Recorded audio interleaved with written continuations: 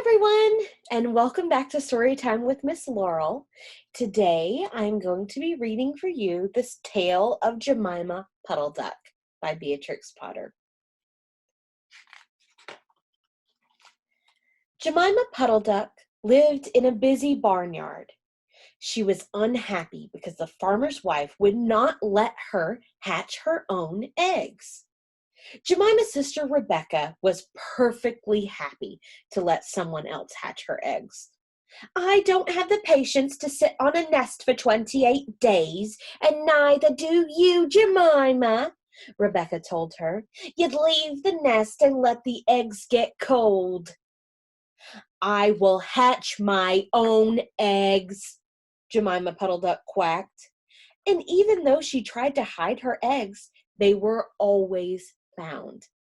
Jemima knew she would have to lay her eggs far from the farm. There's the busy barnyard.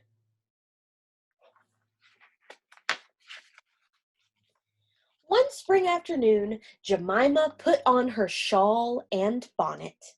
She set off down the road that led over the hill to the woods. She felt sure she would find a safe nesting place there. When she reached the top of the hill, Jemima saw the woods. She ran down the hill, flapping her wings and shawl. Then she jumped into the air. Jemima was not used to flying, but once she was up, she flew beautifully. She skimmed over the woods until she saw a clearing. Jemima landed and waddled about in search of a dry nesting place.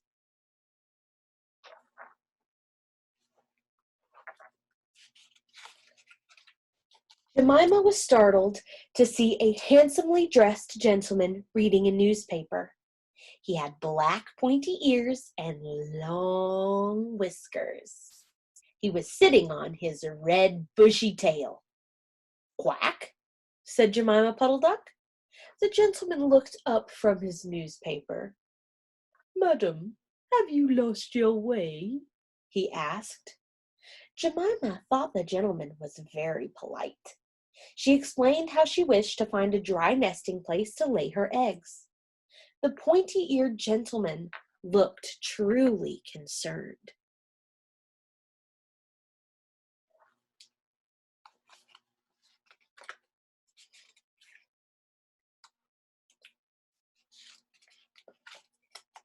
The gentleman folded his newspaper and put it in his pocket. "You may use my woodshed for as long as you like. Do not worry about a nest. I have a soft pile of warm feathers there. You could make your nest with them. You will not be in anyone's way, and you may stay as long as you like," he said. Jemima followed him to a gloomy little house made of sticks and mud. On top of the house, there were two broken pails, one on top of the other, which made a chimney of sorts. "This is my summer home," said the gentleman, and sure enough, there was a woodshed behind the house. The woodshed was not in very good shape either. It looked as if it was made out of old boxes. When the gentleman opened the door, Jemima was surprised to see so many feathers. She didn't wonder why they were there. She only thought how perfect they were for a nest. After she made her nest, she came out of the woodshed. The sandy-whiskered gentleman was sitting on a log reading the newspaper. At least he had opened it up. He seemed to be peeking over the top of it. The fine gentleman assured her that he would be proud to have a nest of eggs in his woodshed. Jemima Puddle-Duck came to the woodshed every afternoon. She laid 9 eggs in the nest. They were a greenish-white color and very large. The gentleman admired them all. He even counted them when Jemima was not there. There's Jemima on her big feathery nest. I wonder how the fox got all those feathers. Seems like it might be a red flag. When it came time for Jemima to sit on the eggs, she told him, I will bring a bag of corn with me so that I need never leave my nest until my eggs are hatched. Madam, do not trouble yourself, said the gentleman. I will bring you oats every day. But before you begin to sit, let's have a dinner party. Just ourselves, you bring some herbs and 2 onions from the farm, and I will cook an omelette. Jemima didn't think about this. She collected all the seasonings used when stuffing roast duck.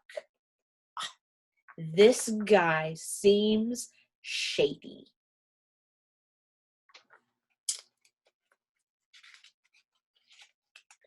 And when she waddled out of the farm kitchen, Kep the collie asked, Where do you go every day by yourself, Jemima Puddle-Duck? Jemima liked Kep.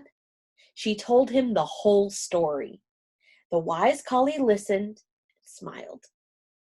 He asked about the clearing in the woods, and he asked where the woodshed could be found. When Jemima left him, Kep went in search of his friends, the 2 foxhound puppies. Jemima Puddle-Duck waddled up the road for the last time. As Jemima began to fly to the bushy-tailed gentleman's house, she carried her heavy bag of herbs and onions with her. Look, there's a nice, kind Kep. Whoop, whoop. As Jemima flew closer to the clearing, she saw the gentleman sitting on a log, sniffing the air. When Jemima landed, she scared the foxy gentleman so much that he jumped.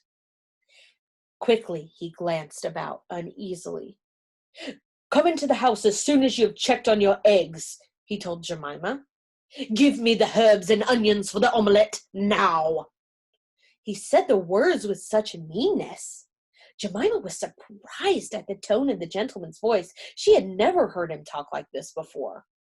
Jemima went to the woodshed to look at her eggs. This guy is mean. There's something wrong. Jemima just can't figure it out. When she was inside, she heard the sound of pattering feet.